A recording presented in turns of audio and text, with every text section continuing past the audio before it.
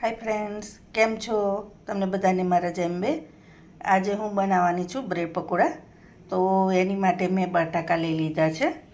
હવે એમાં આપણે પાણી એડ કરીશું.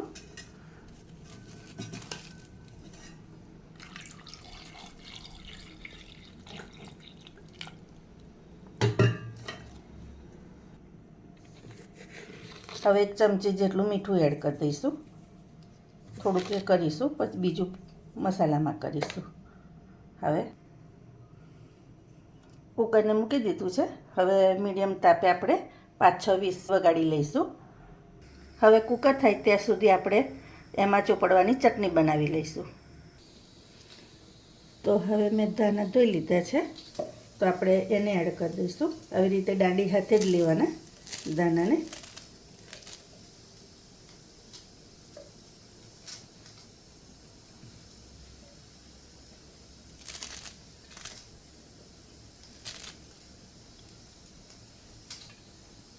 બે મરચાં લેવાના.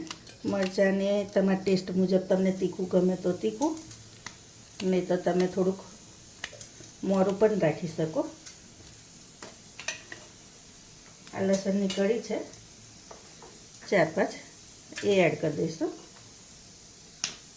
અને આટલો આદુનો ટુકડો એડ કરી દઈશું. હવે આદુ આટલું નાખી દઈશું. આ દહીં લીધું છે તે 2-3 ચમચી એડ કરી દઈશું. દહીંથી થોડીક ચટણી વધારે સારી થાય છે. આ જીરું છે એ એડ કરી દેવાનું.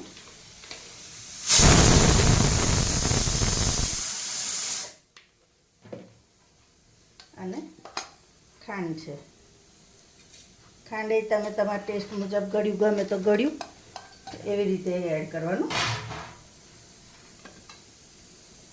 અને આ ભૂસું છે, જે રતલામી સેવ છે અને ચવાનું છે, એ બે હોય અડધું અડધું મિક્સ કરી દઈશું. હવે આપણે આને પીસી લઈશું. તૈયાર છે આપણી ચટણી. તો જુઓ, આ ટાઈપની ચટણી થાય છે. હવે ખીરું તૈયાર કરવા આપણે લોટ ચારી લઈશું. તો પહેલાં લોટને હું ચારી લઈશ થોડોક.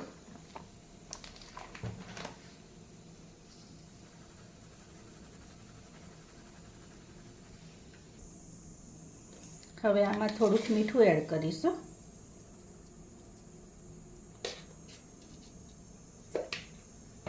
અને અજમો થોડો હાથથી મસળીને અજમો થોડો એડ કરીશું.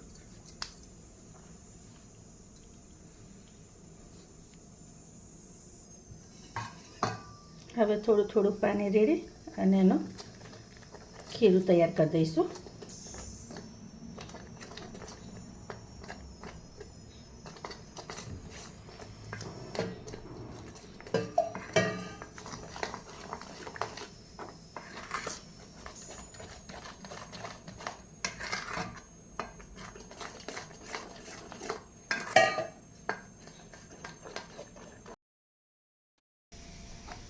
હવે આપણું ખીરું તૈયાર છે. અત્યારે જાડું રાખ્યું થોડું, પછી બનાવવાની આગળ એને થોડું પતલું કરી દઈશ.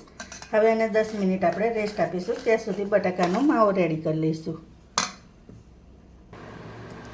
બધા બટાકા હવે છોલી લઈશું આપણે.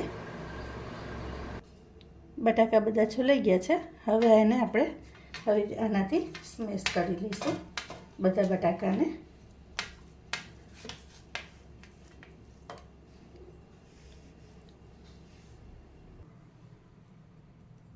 બટાકા બધા સ્મેશ કરી લીધા છે. હવે આપણે એની વઘાર કરી લઈશું. તો આવી રીતે કઢાઈ લીધી છે.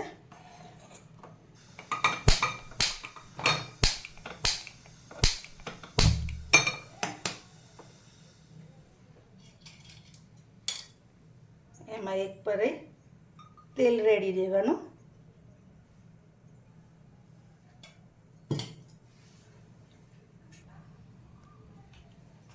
તેલ થઈ ગયું છે. હવે રાઈ એડ કરી દઈશું. થોડું જીરું એડ કરી દઈશું. આ થોડી હિંગ છે. અને આ આદુ મરચાં લસણની પેસ્ટ છે.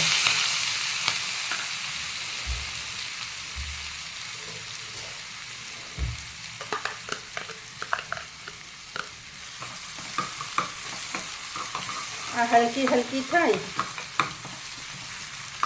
એટલે એમાં ધાણા જીરું એડ કરી દઈશું, 1 ચમચી જેટલું. આ થોડી હળદર છે.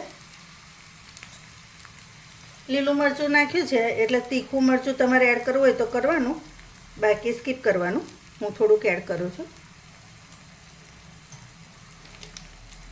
આ ગરમ મસાલો થોડોક એડ કરીશ.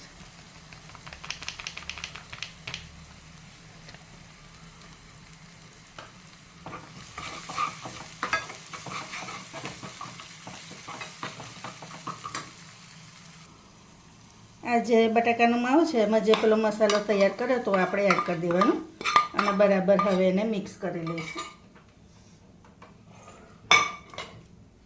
તૈયાર છે આપણો મસાલો.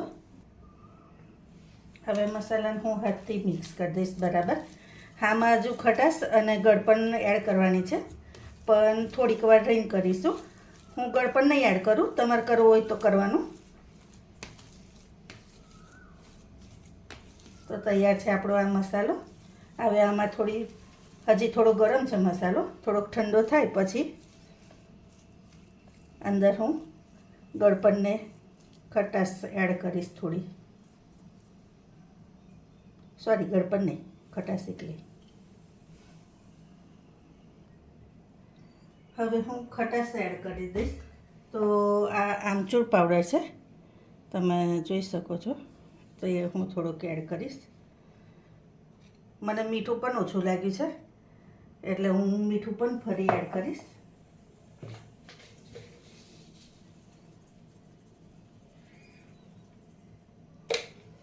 અને થોડુંક મરચું એડ કરી દઈશ.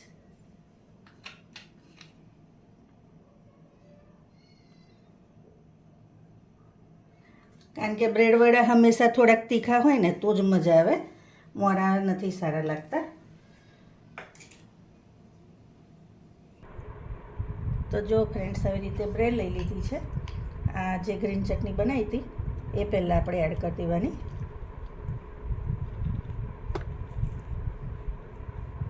આવી રીતે ચટણી તમે તમારા વધારે ગમે તો વધારે, ઓછી ગમે તો ઓછી, એવી રીતે લેજો.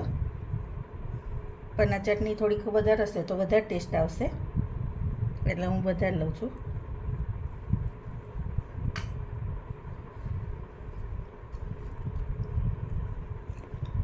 આવી રીતે માવો ચોપડી દેવાનો. પછી આ ચીઝની સ્લાઈસ છે એને આપણે ઉપર એડ કરી દઈશું અને પછી આને આમ મૂકી દેવાની.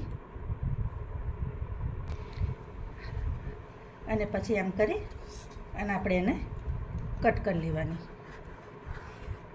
તમે આવી રીતે અગર રાખવી હોય તોય રાખી શકો, અને આવી રીતે તમારે 4 ભાગમાં કટ કરવી હોય તો પણ કરી શકો. તો જો આ આવી રીતની થવી જોઈએ.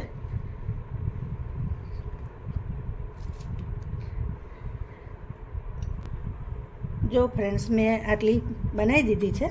હવે આપણે એને તળી લઈશું. જો ફ્રેન્ડ્સ, આ રીતનું ખીરું રાખ્યું છે. થોડું પાણી એડ કરવાનું હતું, એ કરી લીધું છે. હવે તેલ થાય એટલે આપણે એને તળી લઈએ. જો તેલ આપણું થઈ ગયું છે, પેલી બુંદી તળવા માંડી. હવે એને આપણે થોડો ધીમો ગેસ કરી દઈશું.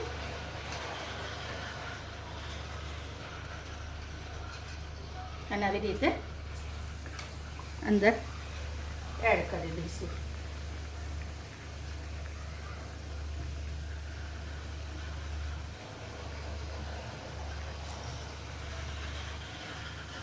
કઢાઈ નાની છે એટલે 2 જ આ બ્રેડ વડા આવશે, એટલે આપણે 2 જ એડ કરીશું. અત્યારે એને હલાવીએ નહીં, થોડુંક થઈ જાય પછી એને ફેરવીશું.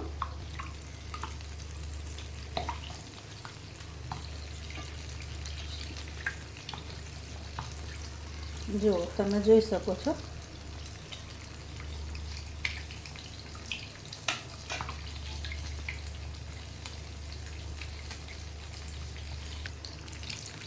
જો આપણા બ્રેડ વડા થઈ ગયા છે. હવે એને કાઢી લઈશું. તો જો ફ્રેન્ડ્સ, તૈયાર છે આપણા બ્રેડ વડા. આ તમે જોઈ શકો છો અંદર ચીઝ પણ કેટલું ફાઇન પીગળી ગયું છે. તો તમને મારી રેસીપી કેવી લાગી એ જરૂરથી કહેજો. લાઈક શેર સબસ્ક્રાઈબ કરજો.